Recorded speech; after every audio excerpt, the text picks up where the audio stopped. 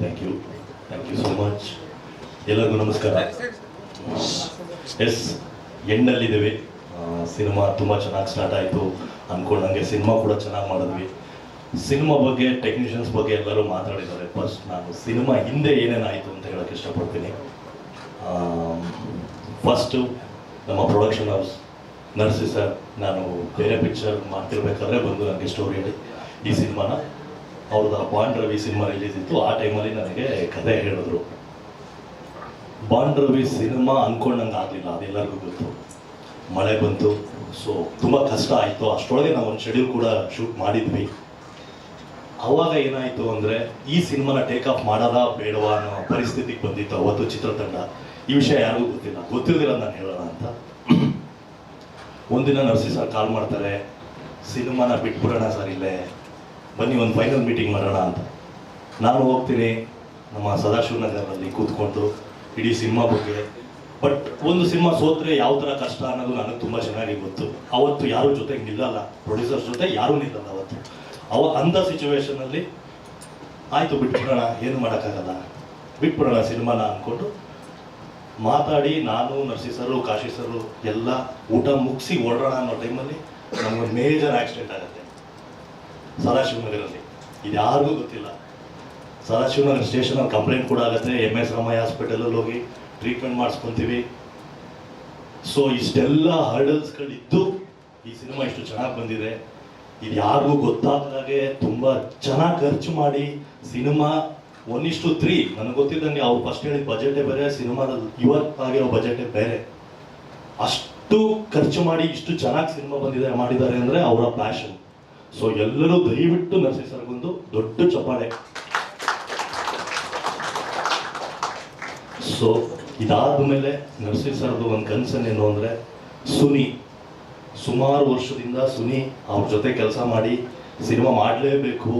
ತುಂಬ ಅಂದರೆ ಒಂದು ಸಿನಿಮಾ ಸ್ಟಾಪ್ ಮಾಡ್ಬಿಡೋದು ಈಸಿ, ಫೈನಾನ್ಷಿಯಲಿ ಸ್ಟ್ರಾಂಗ್ ಇಲ್ಲ, ಬಟ್ ಏನೋ ಬೇಡ ಅಂತ ಅನ್ಬೋದು. ಬಟ್ ಒಬ್ಬ ನಿರ್ದೇಶಕನ ಕನಸು ಹೊಟ್ಟೋಯ್ತಲ್ಲ, ಅಲ್ಲೇ ನಾವೇನೋ ಇಮಿಡಿಯೇಟಾಗಿ ಬೇರೆ ಪಿಕ್ಚರ್ ಹೊಟ್ಟೋಗ್ತೀವಿ, ಬಟ್ ನಿರ್ದೇಶಕರು ಏನು ಮಾಡ್ತಾರೆ. ಸೊ ಆ ಥರ ಇದ್ದಾಗ ಎಲ್ಲರ ತಲೆಯಲ್ಲೂ ಇಟ್ಕೊಂಡು ಇದನ್ನು ತುಂಬ ಚೆನ್ನಾಗಿ ಆಗಬೇಕು ಅಂದ್ಬಿಟ್ಟು ಮಾಡಿದ್ರು. ನಮ್ಮ ಸುನಿ ಸಖತ್ತಾಗಿ ಮಾಡಿದ್ರು. ದೇವರೇನಾದರೂ ಶಕ್ತಿ ಕೊಟ್ಟು ನನಗೆ ಏನಾದರೂ ಮುಂದೆ ಬಂದರೆ 100% ಸುನಿನ ಹಾಕೊಂಡು ನನಗೊಂದು ಸಿನಿಮಾ ಮಾಡ್ತೀನಿ. ಅಷ್ಟು ತುಂಬ ಚೆನ್ನಾಗಿ ಮಾಡಿದ್ದಾರೆ. ಎಂಥ ರೈಟರು, ನೀಟಾಗಿ ಕ್ಲಾರಿಟಿ ಇದೆ ಸಿನಿಮಾದಲ್ಲಿ ಏನು ಮಾಡಬೇಕು ಏನು ಮಾಡಬಾರ್ದು ಅಂತ. ಅಂದರೆ ಇವತ್ತಿನ ಆ್ಯಕ್ಷನ್ ಹೀರೋಗಳಿಗೆ ಈ ಥರ ಡೈರೆಕ್ಟರ್ಗಳು ಬೇಕಾಗುತ್ತೆ. ನನ್ನ ಲೈಫಲ್ಲಿ ಗಜರಾಮ ತುಂಬ ಒಳ್ಳೆ ಸಿನಿಮಾ. ಆ್ಯಂಡ್ ನನ್ನ ಕ್ಯಾರೆಕ್ಟ್ರಿಗೆ ಬರೋದಾದರೆ, ಎಸ್, ಇದು ನಾನು ಬೇರೆ ಸಿನಿಮಾ ಮಾಡಬೇಕಾದ್ರೆ ಶೂಟ್ ಮಾಡ್ತಿದ್ದೆ ಅಂದೆ. ಇವರು ರೆಸ್ಲರ್ ಅಂತ ಹೇಳೋದು ನನಗೆ. ರೆಸ್ಲರ್ ಪಾತ್ರಗ ಈಸಿಯಾಗಿ ಹೋಗಿ ಬಂದು ಮಾಡೋಕ್ಕಾಗಲ್ಲ, ಅದಕ್ಕೆ ಅಂತ ಬೇರೆ ಬೇರೆ ಥರದ ಪ್ರಿಪ್ರೇಷನ್ಸ್ ಇರುತ್ತೆ. ಅದು ಆಕೆ ಕುಸ್ತಿ ಕಲಿಬೇಕಾಗತ್ತೆ, ಜನದ ಮುಂದೆ ಸುಳ್ಳು ಹೇಳೋಕ್ಕಾಗಲ್ಲ. ಸೊ ಬಾಡಿ ಹ್ಯೂಜ್ ಮಾಡಿ ಪ್ಲಸ್ ರೆಸ್ಲಿಂಗ್ ಕಲಿತು 1-2-3 ಮಂತ್ಸ್ ಆಯಿತು ಅದೆಲ್ಲ ಪ್ರೊಸೀಜರ್.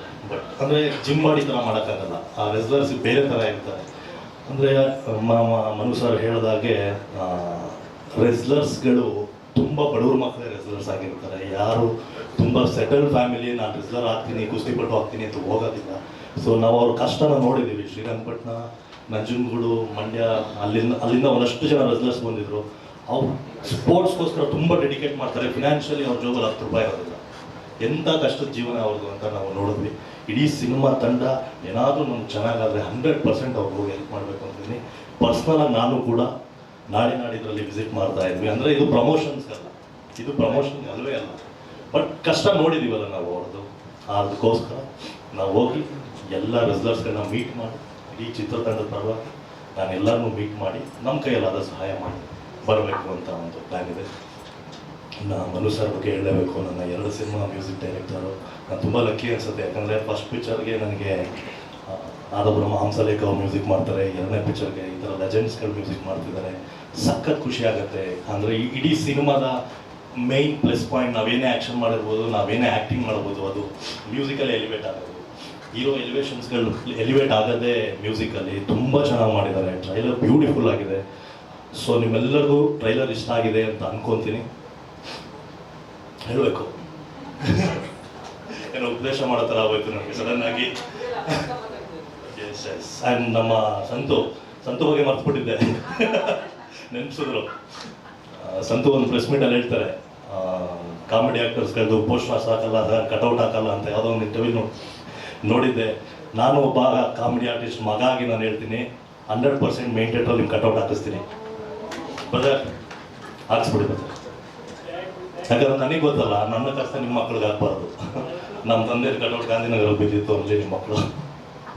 ಎಸ್, ಇನ್ನೇನಾದರೂ ಕ್ವಶನ್ ಇತ್ತು ಅಂದರೆ ದಯವಿಟ್ಟು ಕೇಳ್ಬೋದು. ಇನ್ನು ನಮ್ಮ ಸಿನಿಮಾದ ಒಬ್ರು ಮೇನ್ ಪಿಲ್ಲರ್ ಮಾತಾಡೋದು ಬಾಕಿ ಇದೆ, ಆದ್ರೆ ನಮ್ಮ ರಾಜು